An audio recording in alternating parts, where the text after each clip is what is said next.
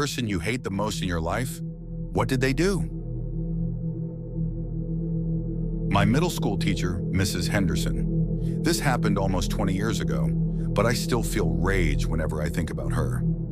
I was a painfully shy kid with undiagnosed dyslexia. Reading aloud was absolute torture for me, and this woman made it her personal mission to fix me by forcing me to read in front of the class every single day. I would literally get physically sick from anxiety before her class. When I struggled with words, she would stand over me, tapping her foot impatiently, making these exaggerated sighs. The other kids would snicker, and instead of stopping them, she'd say things like, "Well, if you'd just try harder, they wouldn't laugh."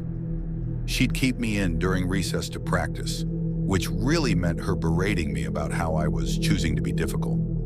One time I had a full panic attack in class, hyperventilating, crying, the works. You know what she did?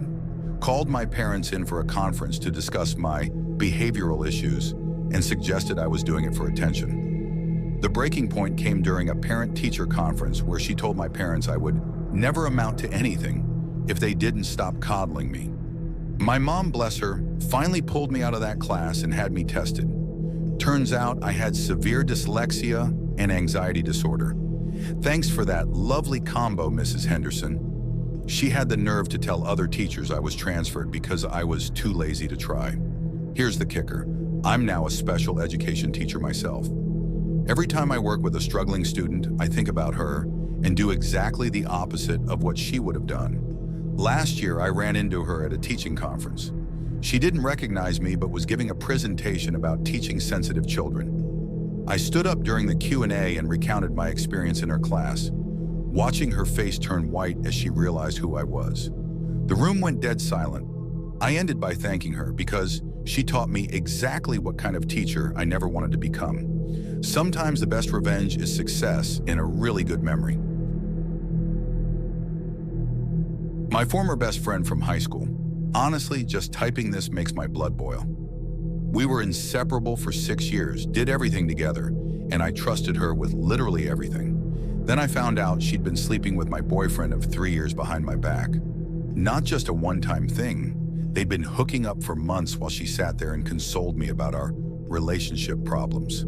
She would literally listen to me cry about how distant he was becoming, all while knowing exactly why. The worst part? When I confronted her, she tried to blame me, said I was emotionally unavailable to him and that they didn't mean for it to happen. She even had the nerve to say, "If you were a better girlfriend, he wouldn't have come to me." This was 8 years ago, and I still sometimes wake up angry thinking about it. She took what should have been some of the best years of my life and turned them into this traumatic memory I can't shake. Last I heard, she's married now. Sometimes I wonder if her husband knows what kind of person he really married. I hope karma catches up with her one day, but I'm not holding my breath. The only consolation is that I learned early on what a true snake looks like wearing a best friend's skin. Some lessons you have to learn the hard way, I guess. Hands down, my father-in-law. I'm shaking as I type this because I've never actually told anyone the full story. This man systematically destroyed my wife's childhood and continues to try to manipulate our lives today. He's an alcoholic who would spend their grocery money on booze, then beat my wife's mom in front of the kids. My wife still has nightmares about hiding in closets with her little sister, trying to keep her quiet so he wouldn't find them. The real kicker? He now acts like he's this changed, wonderful grandfather to our kids, sends birthday cards, tries to arrange visits, posts on Facebook about how much he misses his girls. My wife has panic attacks every time she sees his name pop up anywhere. He's never acknowledged what he did, never apologized, just expects everyone to pretend the past didn't happen because he found God or whatever. I've had to physically restrain myself from punching him at family events when he tries to hug my wife, and she freezes up. Can't even describe how much I hate seeing that fake smile on his face while knowing what he put them through. We finally cut contact completely last year, and it's the best decision we've ever made. I worked retail for 7 years. Never thought my most hated person would be a customer, but here we are. This lady, let's call her Susan, because of course that's her name. would come in every single Sunday like clockwork. She'd spend 2 to 3 hours trying on clothes, leave them all over the fitting room, demand price checks on every item, then try to use expired coupons. But that's not even why I hate her. One day she accused my 16-year-old co-worker of stealing her wallet, made a huge scene, called the police, demanded to see security footage. Turns out she'd left her wallet at home. We found out because her husband called the store apologizing because he'd found it on their kitchen counter. Did she apologize to my coworker? Nope. Instead, she filed a complaint with corporate saying we'd embarrassed her. That poor kid quit the next day. She'd been saving up for college and loved her job, but Susan destroyed her confidence. The worst part is that Susan still shops at our store, still acts like nothing happened, and we're all supposed to just serve her with a smile. Some people really have no soul. My older brother, this is actually the first time I'm writing this out, and my hands are literally trembling. Growing up, he was the golden child. Straight A's, sports scholarships, parents' pride and joy. Meanwhile, I was the family disappointment, constantly being compared to him. But no one knew what was happening behind closed doors. From ages 12 to 16, he tormented me psychologically. He'd sneak into my room at night and move things around, then gaslight me when I mentioned it. He'd delete my homework files from our shared computer, then watch me break down trying to explain to teachers why I didn't have my assignments. He convinced all his friends to spread rumors about me at school, completely isolating me from any potential friendships. The worst incident happened when I was 15. I had finally made my first real friend, Sarah. He somehow got hold of my diary where I'd written about my struggle with depression and shared it with the entire school on social media. Sarah's parents forbade her from hanging out with the troubled kid. I attempted suicide that night. Even in the hospital, he managed to make it about himself, crying to our parents about how guilty he felt, how he didn't know what I was going through. They comforted him while I lay there with tubes in my arms. Today, he's a successful psychiatrist. Ironic, right? He posts on LinkedIn about mental health awareness and bullying prevention. Sometimes his articles even go viral. Every time I see people praising him in the comments, calling him an inspiration, I feel like I'm going to throw up. He's never acknowledged what he did, never apologized. At family gatherings, he acts like we're best friends. Only he and I know the truth, and he knows I'll never tell because our parents are too old and fragile to handle it now. Sometimes I fantasize about exposing him publicly, but I know it would destroy our family. So I just carry this weight, hoping that maybe one day karma will catch up to him. My Uncle Gary. This story might make your skin crawl, but it needs to be told. He was a respected church leader, ran the youth group, organized charity events, the whole 9 yards. Everyone loved Uncle Gary. He was the life of every family gathering, always ready with a joke or a helping hand. But I discovered something that changed everything. I was helping my aunt, his wife, clean their basement after a flood, and I found a hidden hard drive. Being the tech person in the family, she asked me to recover any important family photos from it. What I found instead was evidence that he'd been embezzling money from the church's charity funds for 15 years. We're talking hundreds of thousands of dollars meant for homeless shelters, food banks, and children's programs. He had an elaborate system of fake receipts and doctored bank statements. But that's not even the worst part. The money was going to support his secret second family in another state. Yes, you read that right. He had another wife and 2 kids, a whole separate life that none of us knew about. When I showed my aunt the evidence, she had a complete breakdown. Turns out she'd had suspicions for years, but he'd convinced her she was being paranoid. He'd even had her in therapy for her trust issues. The aftermath was catastrophic. Both families were destroyed. The church community was torn apart.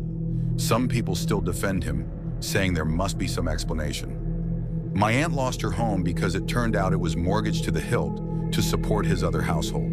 The charity had to shut down. Dozens of vulnerable people who depended on that support were left with nothing. He's in prison now, but he still writes letters to family members claiming he was serving a greater purpose and that God works in mysterious ways.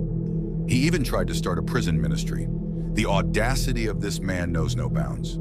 Every Christmas, birthday, or family milestone is now tainted with his betrayal. What eats at me most is thinking about all the people who suffered because of his actions. The homeless people who didn't get shelter, the kids who didn't get meals, all while he played the role of the generous Christian leader. Some people don't just destroy lives, they destroy faith in humanity itself. My ex-wife's divorce lawyer, Richard Thurnston III. Yes, that's his real name, and I hope he sees this. This absolute demon in an expensive suit didn't just handle their side of the divorce, he made it his personal mission to destroy my life. Let me paint you a picture of this snake.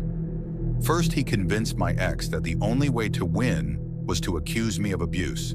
Not just regular abuse. He crafted this elaborate story about how I was supposedly running an underground gambling ring from our garage and using our joint accounts to fund it. The evidence? I played poker with friends twice a month and kept track of who owed who money for pizza. He turned my casual Friday night game into some kind of criminal enterprise. But that wasn't enough. He hired a private investigator to follow me. This PI took photos of me hugging my sister goodbye after dinner and presented them to the court as evidence of an affair. He subpoenaed my elderly mother to testify about money she lent me for my business startup 10 years before the divorce, money that had already been repaid. She was so stressed about the court appearance that she had to be hospitalized. The coup de grace? He managed to get temporary custody of our dogs awarded to my ex by arguing that my work schedule made me an unfit pet parent. These were dogs I'd raised from puppies that slept in my bed every night. He knew exactly what he was doing. My ex didn't even like the dogs. She was allergic to them. But he knew losing them would break me, and it did. The whole ordeal took 2 years and cost me my savings, my home, and my reputation in our small town. I had to move 3 hours away to find work because his smear campaign was so effective. Even after the divorce was finalized and most of his allegations were proven false, he sent me a Christmas card saying, "Better luck next time." Who does that? Last month, I discovered he's running for state judge on a platform of family values and protecting the integrity of the legal system. I literally threw up when I saw his campaign billboard. The thought of him having even more power to destroy lives keeps me up at night. Sometimes I drive past his office and fantasize about spraying "liar" across his precious BMW. But I know that would just prove him right about me being unstable. Instead, I'm writing an anonymous blog documenting every dirty trick he pulled in my case, hoping to warn others. It's not much, but it's something. My college roommate's girlfriend. Buckle up, because this is a wild ride that ended with me having to change universities. Sarah, fake name, seemed normal at first, maybe a bit clingy with my roommate Jake, but nothing too crazy until she decided I was trying to steal him from her. I'm a gay man. Jake knew this. Everyone knew this. But Sarah built this entire alternate reality in her head. She started finding evidence everywhere. A gym selfie Jake and I took? Obviously a secret date. The birthday card I gave him? She convinced herself the "Happy Birthday Bro" message had hidden meaning. She began showing up at our dorm at 3 a.m. to catch us. When she found nothing, she claimed we must have heard her coming. It escalated over 6 months. She hacked Jake's social media and deleted all photos of us together. Started spreading rumors in our friend group that I was secretly straight and obsessed with Jake. Then came the anonymous death threats via university email. When I went to campus security, they traced them to her, but she claimed her account was hacked. Jake still didn't break up with her. The final straw? She waited until I was at a family funeral out of state to break into our dorm. She destroyed everything I owned. Clothes slashed, laptop in the toilet, family photos shredded. But her masterstroke was planting her own underwear in my bed and taking photos. She showed these to Jake as proof of her delusions.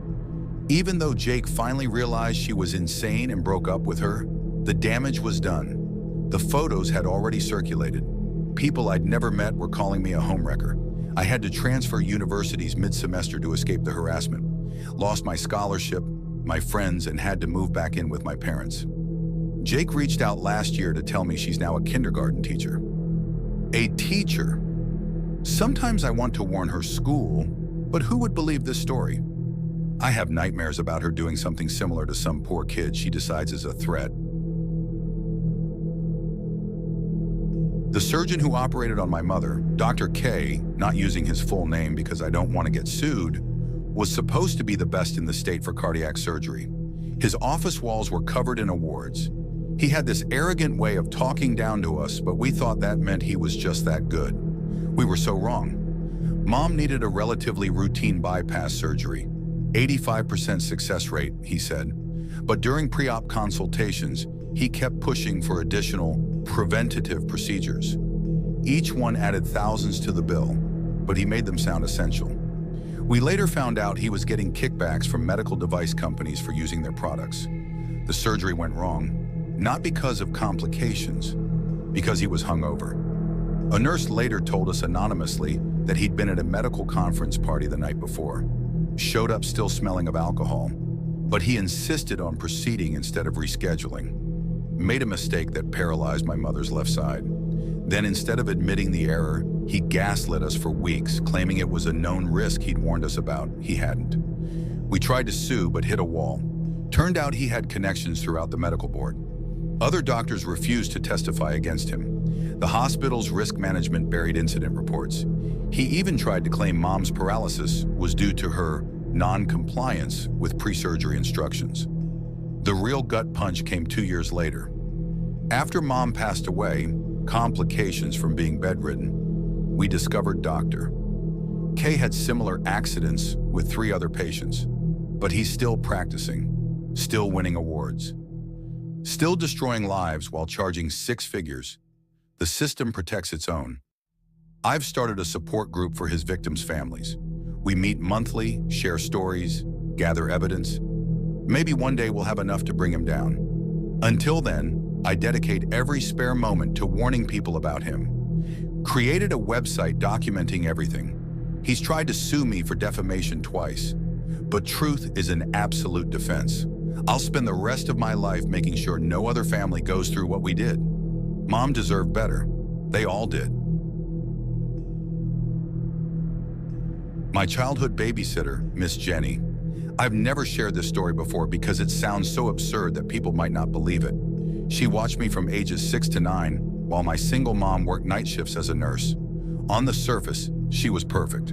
Made homemade meals, helped with homework, kept a spotless house. Mom thought she'd hit the jackpot. What Mom didn't know was that Miss Jenny was running an elaborate psychological experiment on me and 2 other kids she watched. She was writing her thesis on childhood adaptability to trauma, or some sick shit like that. She would create these elaborate scenarios to test our reactions, like telling one kid their parents had died in an accident, letting them cry for hours, then saying it was a mistake, or convincing me that my mom had given me up for adoption and I'd never see her again. She'd record our reactions in this little red notebook. The worst was what she called survival training. She'd lock us in the basement with no food, telling us we had to figure out how to survive. We'd be down there for entire weekends sometimes, drinking water from the laundry sink, sleeping on concrete.